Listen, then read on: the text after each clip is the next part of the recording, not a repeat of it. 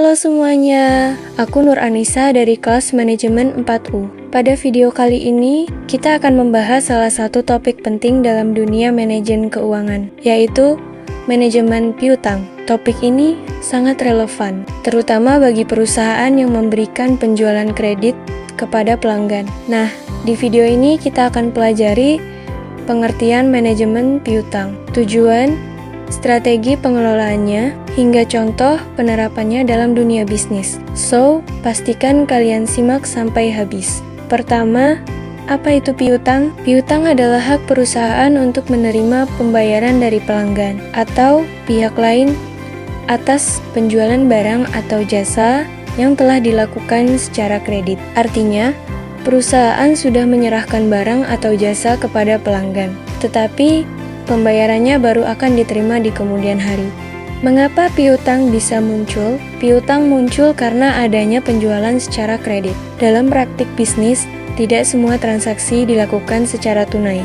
Banyak perusahaan memberikan kelonggaran kepada pelanggan untuk membayar di kemudian hari. Lalu, mengapa banyak pelanggan memilih membeli secara kredit? Umumnya, pembeli lebih memilih transaksi kredit karena tidak harus mengeluarkan uang dalam jumlah besar sekaligus. Dengan kata lain, pembeli hanya perlu mengeluarkan uang dalam jumlah yang relatif kecil pada saat transaksi, dan sisanya dibayarkan secara bertahap. Contohnya, misalnya sebuah toko elektronik menjual laptop kepada pelanggan secara kredit.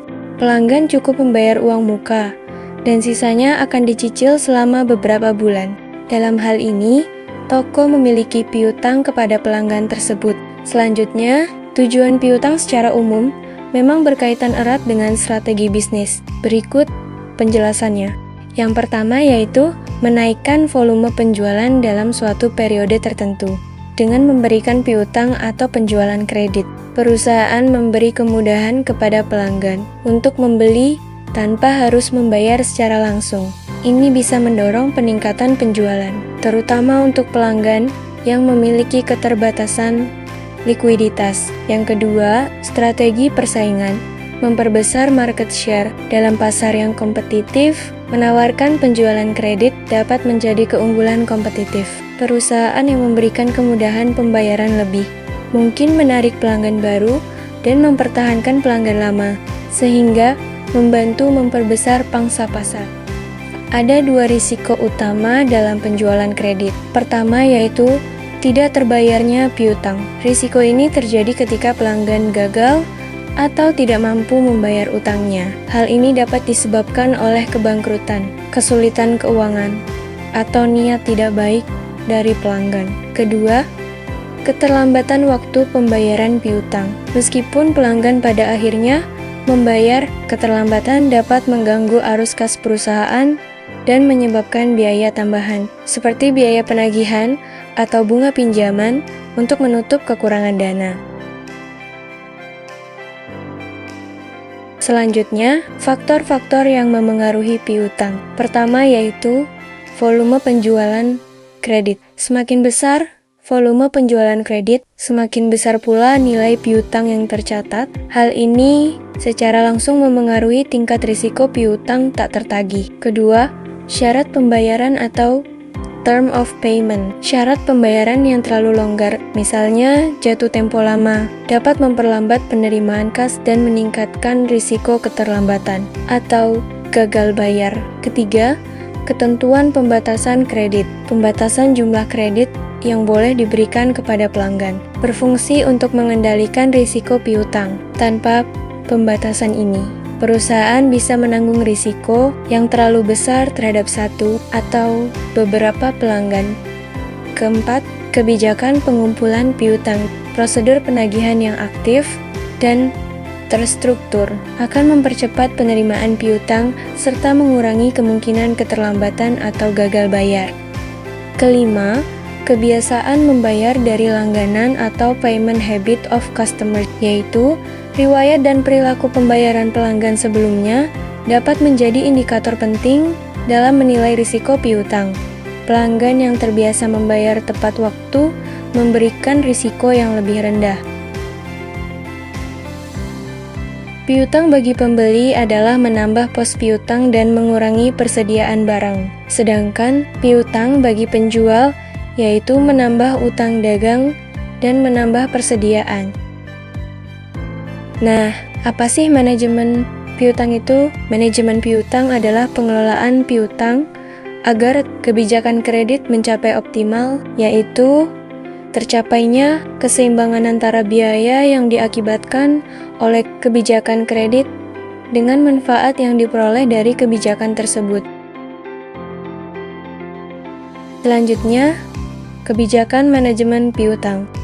Kebijakan penjualan kredit adalah pedoman yang ditempuh oleh perusahaan dalam menentukan apakah kepada seorang langganan atau konsumen akan diberikan kredit. Dan kalau diberikan, berapa standar yang harus diberikan? Hal-hal yang terkait dalam kebijakan kredit. Pertama, standar kredit atau credit standard, yaitu menentukan kriteria pelanggan yang memenuhi syarat untuk mendapatkan kredit. Misalnya, riwayat pembayaran, skor kredit, stabilitas keuangan kredit, hubungan bisnis sebelumnya.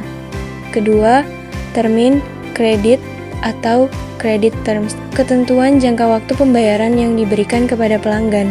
Ketiga, potongan tunai atau cash discount, insentif berupa diskon bagi pelanggan yang membayar lebih awal. Ini dapat mempercepat arus kas dan mengurangi risiko gagal bayar. Keempat, default risk atau risiko gagal bayar, risiko bahwa pelanggan tidak dapat atau tidak mau melunasi utangnya. Perusahaan perlu menilai dan mengelola risiko ini. Terakhir, kebijakan penagihan dan pembayaran pelanggan atau collection policy, prosedur yang diterapkan dalam menagih pembayaran dari pelanggan. Adapun syarat kredit yaitu: pertama, periode kapan penagihan dimulai, serta berapa lama batas waktu penagihan. Kedua, berapa besar diskon yang akan diberikan kepada pelanggan yang membayar pada periode diskon. Selanjutnya ada faktor yang mempengaruhi syarat kredit, yaitu A. Sifat ekonomik produk, B.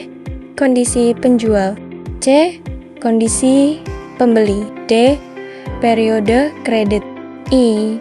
Potongan tunai, F. Tingkat bunga bebas risiko atau tingkat bunga bank.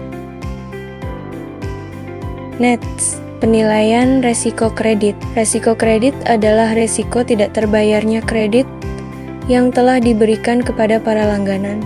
Oleh karena itu, banyak perusahaan yang berusaha mengurangi resiko kredit dengan memperhatikan 5C sebelum memberikan persetujuan kredit, yang terdiri dari: pertama, karakter, yaitu menilai kejujuran dan reputasi peminjam.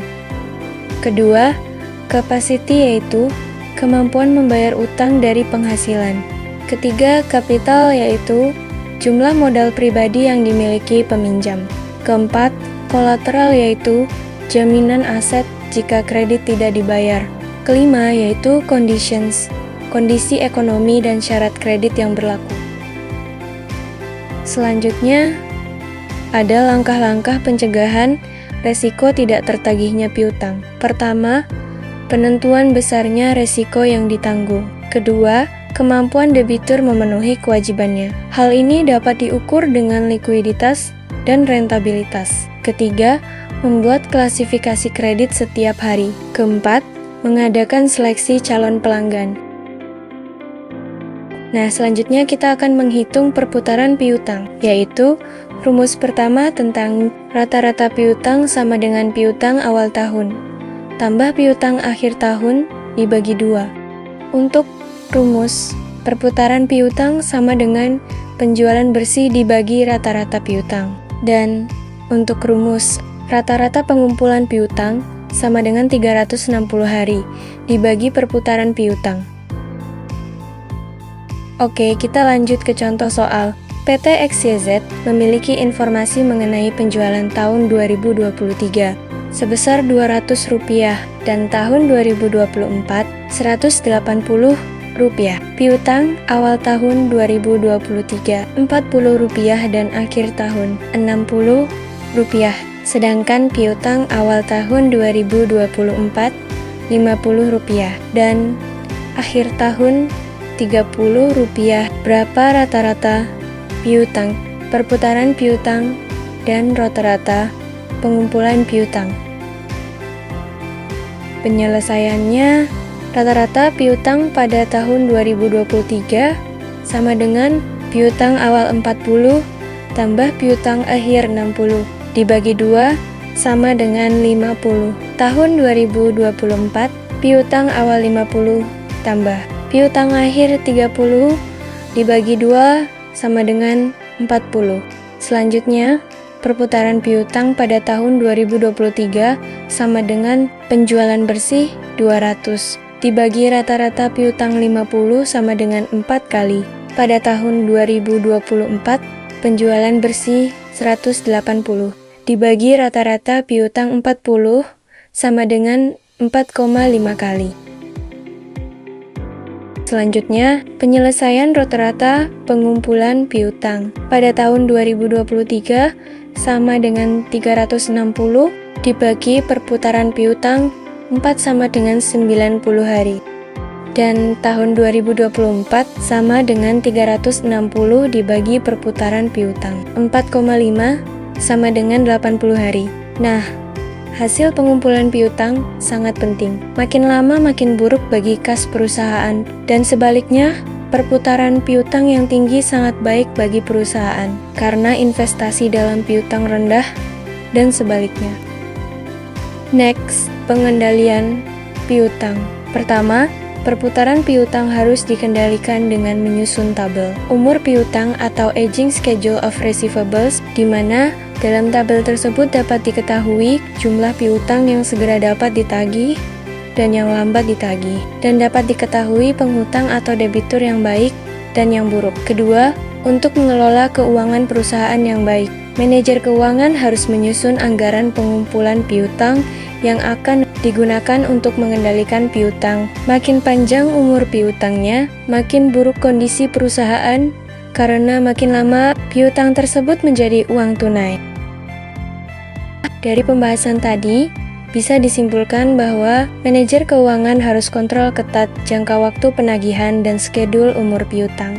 Kedua unsur itu harus dihubungkan dengan syarat kredit, dan kedua unsur itu untuk mengetahui efektivitas bagian penagihan menjalankan tugasnya. Jika jangka waktu penagihan makin panjang dan rasio umur piutang yang melewati jatuh tempo makin besar, maka harus diadakan peninjauan kembali kebijakan penjualan kredit. Nah, itu dia pembahasan singkat soal manajemen piutang. Gampang-gampang susah ya, tapi penting banget buat kelola keuangan bisnis. Kalau suka videonya, jangan lupa like, komen, dan subscribe ya. Sampai ketemu di video berikutnya.